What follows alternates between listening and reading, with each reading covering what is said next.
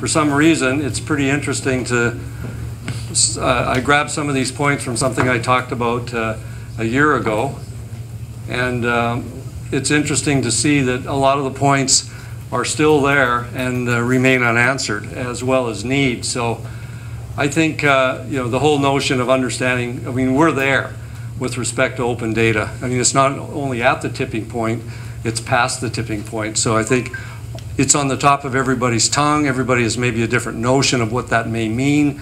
It's somewhat business driven. It's certainly customer driven, and the customer could be a citizen, it could be a customer, but whatever.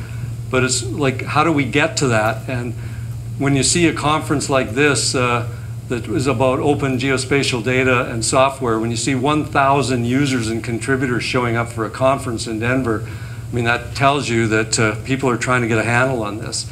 So I think we're in a position where we can talk to lots of people, ICIS that is, try and determine those business requirements and how do you yield something that's relevant. Why now? Well, we've heard a lot of reasoning today, why now, and I sum them up into 4 drivers. Business drivers for economic, business, technical, and philosophical. And so, I just found collaborate and listen to be an interesting concept, because we do talk, and sometimes it's better to listen. Economic, we've all talked about cost reduction. We've all talked about sharing infrastructure.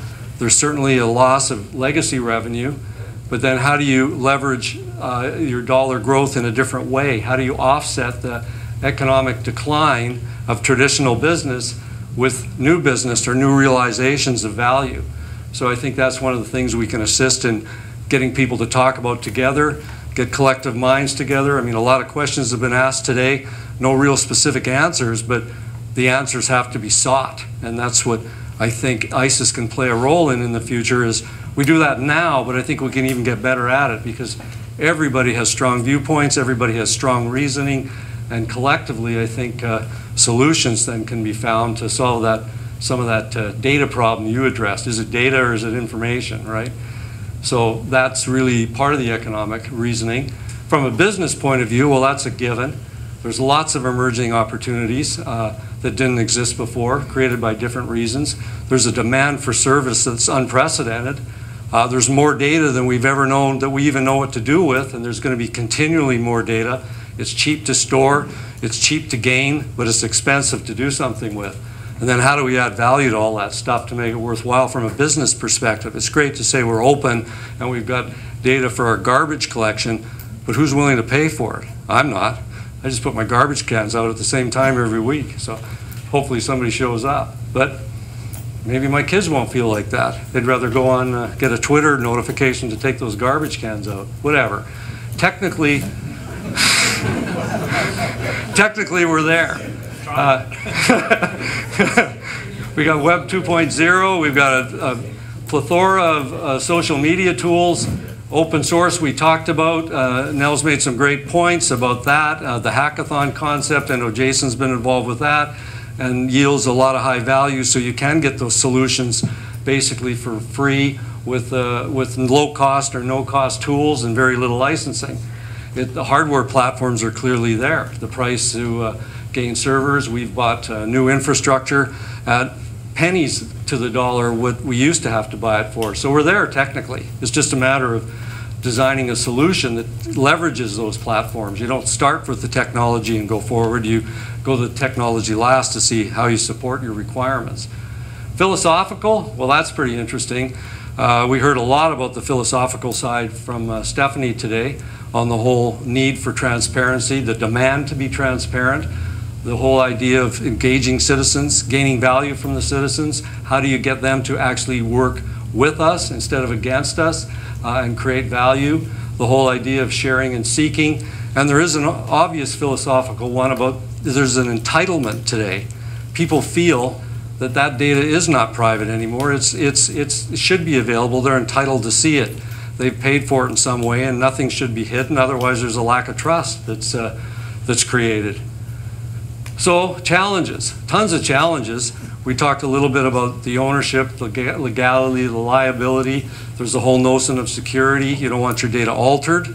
by someone or distorted and used somewhere else that could create a potential liability. How do you protect yourself from that? We heard a great solution with the UK Open License Agreement. That's obviously got a lot of work done on it. And so if everybody's using a common agreement instead of a bunch of disparate agreements, there's tremendous economies of scale there, as well as an understanding. Policy, it's all tied into that same thing. Ken talked about standards. Again, that's taking a bunch of raw data and making it discernible, making it understandable. And then Stephen talked about the whole notion of metadata, understanding what the data is really offering so you can trust it. Maybe bad data, but if you know what it's about, you know the error of that data, you can still trust it. And then there's the whole notion, like we're talking about today, how do you maintain sustainability in all of this when people want things for free and there is no money? Who's going to pay for this? So that's I think one of the biggest challenges going forward is actually funding the model. And Mike made an interesting point that based on Ference's question about the what is this adding to the economy? Well, those are really hard questions to answer.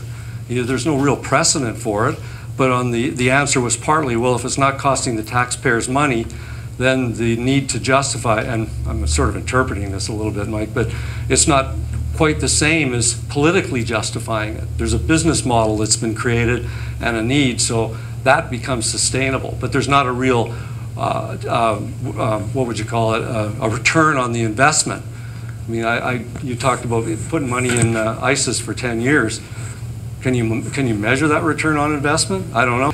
You have incorporated into your DNA, so to speak, and you know that it saved you in certain areas, right? So that's one way to overcome the challenges is incorporate it into your business model. It's not a sidebar conversation or something you're trying to work off the back of your desk. So what's next? Well, change. We talked about that a little bit today. How do we get to that next step?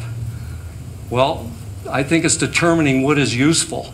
And that comes again, I'll point at Ken once more on the whole notion of what is data versus what is information. So knowing the state of the data, talking about the metadata, the clarity, the quality, is it easy to access? Is it current? Is it just enough? Is it not enough? Those are the things that in your own assessment of business requirements you have to focus on. Because it's great to throw up a pile of stuff out there and say, here, knock yourself out. But if you have no need for it, well then it's just rubble. It's not even data at that point. So strategy. A little bit, this session is kind of like a feeder into what is next. What do we do with that? So I found this graph, and I think this kind of takes us a little bit into that information model where if you look at the lowest element or the least, it's kind of like a raw material in a manufacturing model, that you start with data.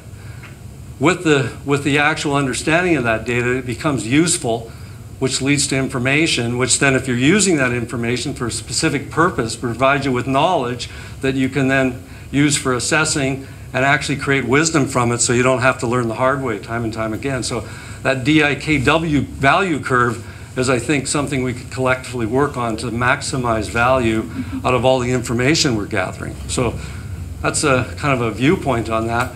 So, you know, we take this open data and what do we do with it? What's the recipe? How do we create some information out of it with some sort of cookbook or ingredient list? From there, I think if we get a handle on that, we're all going to build some pretty valuable bridges together. So that's how I see the collective group working, where maybe ICIS fills a huge role going forward, where we can justify our existence for the next 10 years.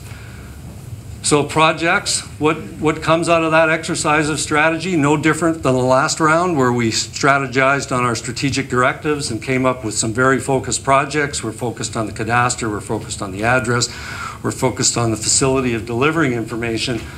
From that, we really need to get on this knowledge value chain of taking that data and then ending up with a bunch of value. So from that, I think the end message from ICIS, from all of us, to all of us, about all of us, is let's continue to keep on collaborating and working together. So that's my little wrap up, and I really appreciate everybody participating, and thank you all for coming, and kind of wrap it up. We'll leave it at that and figure out what we do next. Right, board? So thank you. That was great.